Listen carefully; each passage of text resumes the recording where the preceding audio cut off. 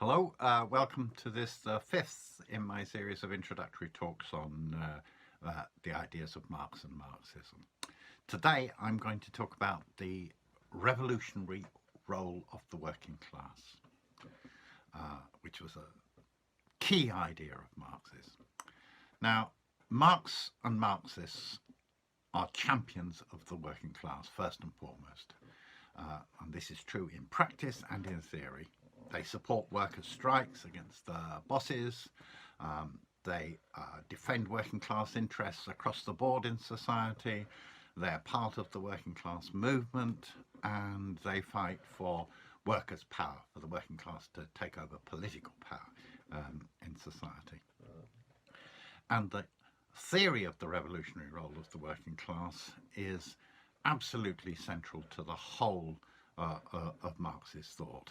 There's an interesting biographical point here in that it would appear, when you look at it on the surface, that the revolutionary role of the working class, it would be a consequence, a conclusion drawn from Marx's theory of history or his critique of capitalist political economy and the contradictions of capitalism and so on. And indeed, in a way, it is that. But actually, Marx discovered the working class before he developed those theories. It was actually an encounter with communist workers in Paris in 1843, when Marx was only 25, that led Marx to grasp the potential of the working class as the agent of change and creators of a new society. And grasping that was the foundation for the development of his new theory of history and all the rest of his theories. And the rest of the theories that he spent his lifetime working on were actually meant to serve as a guide to action in the struggle for the liberation of the working class. Now, why then did Marx settle on the working class, as it were, as the agent of social change? What was the basis of his lifelong commitment to working class struggle? Well, it was not just the suffering and the poverty and the exploitation of the working class. Or to be more precise, it was not only those things. The fact that workers suffer and are exploited under the system, of course, gives them a motive and an interest in fighting against the system, and Marx was well aware of this. But it's also true that, for example, that slaves and peasants have suffered, been oppressed and been exploited for millennia. But Marx wrote, "Workers of the world unite, not peasants of the world unite." Why? It was because, first of all, of the power of the working class, and secondly, because of its ability, as he saw it, to create a new society. Now, the working class is the unique child of capitalism. As capitalism expands, so does the working class. And we see that in the world today. Capitalism can defeat the working class in battle after battle, break its strikes, smash its unions, curtail its liberty through dictatorship or whatever. But it cannot do without the working class because it needs workers to produce its profits. And so the working class always has the potential to return to fight again. Then capitalism draws workers together in large workplaces, links them in national and global industries, concentrates them in vast cities. Again, just look at the world today, it's never been so true. And this gives the working class massive potential political power. Right? Without the work of workers, no train moves, no bus moves, no lorry transports goods, no minerals leave the earth, no papers are printed, no TV station broadcasts, no school or bank opens. Even the armed forces of the capitalist state depend on workers in their ranks. In creating the working class, capitalism creates the most powerful potentially powerful oppressed class in history. They have the power to paralyze the economy. They have control. They have the power to take over control of the society. Then there is the fact that the struggle of the working class is, by its nature, a collective struggle. To take on the mill owners of the 19th century, or Toyota and Google today, workers have to combine their efforts and act together.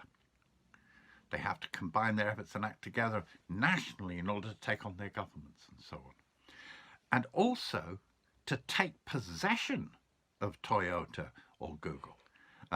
The workers cannot divide the company up into small units, as peasants can do with the land, for example, but they have to turn it into social property.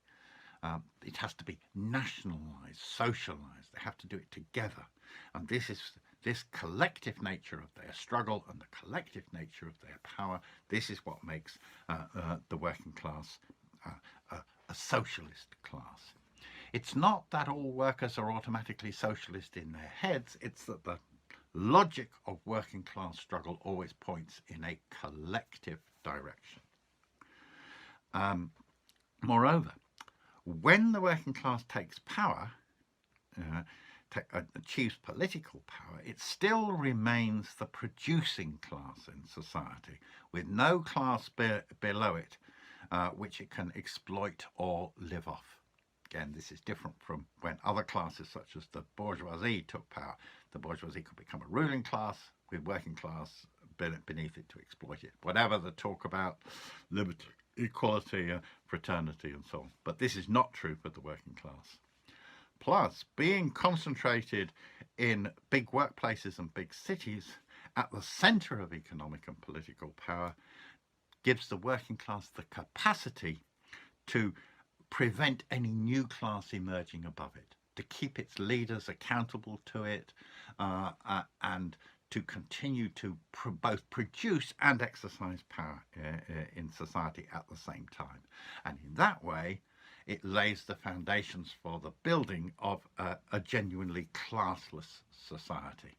And in liberating itself, therefore, the working class lays the foundations for liberating humanity as a whole. It's not, of course, that with the workers' revolution, racism, sexism, homophobia, other forms of bigotry and oppression will disappear overnight. Not at all. They'll have to be consciously fought against. But working class power can lead in the direction of a classless society in which the material foundation for eliminating all those age-old prejudices, bigotries, divisions, oppressions can be overcome in a way that is not possible under capitalism. The revolutionary role of the working class is the core of Marxism. All Marxist philosophy, history, economics and politics starts from here. Now, it's interesting that no proposition in Marx has been so roundly dismissed by academics and pundits. Including often those who claim to be sympathetic to Marxism. They often think they like what Marx might have to say about economics, but not the revolutionary role of the working class and so on. The working class has changed is their familiar cry. Used to be that it was revolutionary, but not anymore. Well, yes, the working class has changed. It's changed in its jobs, its clothes, its pay, its nationalities, and its culture, and so on. But in its fundamental conditions of existence, it remains. It's still the child of capitalism, still living by the sale of its labour power, still exploited and still struggling collectively. And at the same time, its size and potential power has grown enormously. In Marx's day, the proletariat was more or less confined to Western Europe. Today, it stretches across and fights on all 5 continents, from Sao Paulo to Seoul. And therein lies the basis of socialism and the future of humanity. Now, it has been said none of this happens automatically. To fulfill its revolutionary role, the working class must become conscious and organised. In terms of consciousness, the most important thing is in developing socialist consciousness in the working class is mass struggle. Propaganda, like this video, can play a role and is useful, but to reach the masses, propaganda has to be combined with the masses themselves engaged in collective struggle where they get a sense of their power and their confidence rises. In terms of organisation, trade unions are important, but they're limited by and large to fighting for improved conditions under the system. Experience has shown of 150 years of working class struggle that in addition to trade unions, workers also need their own political party, their own revolutionary party. I'll have to talk more about this later, but that also plays a crucial role in enabling the working class to actually take power, and I'll come back to those points. But to say that the struggle of the working class, a working class revolution, that above all is what Marxism is about. Thank you.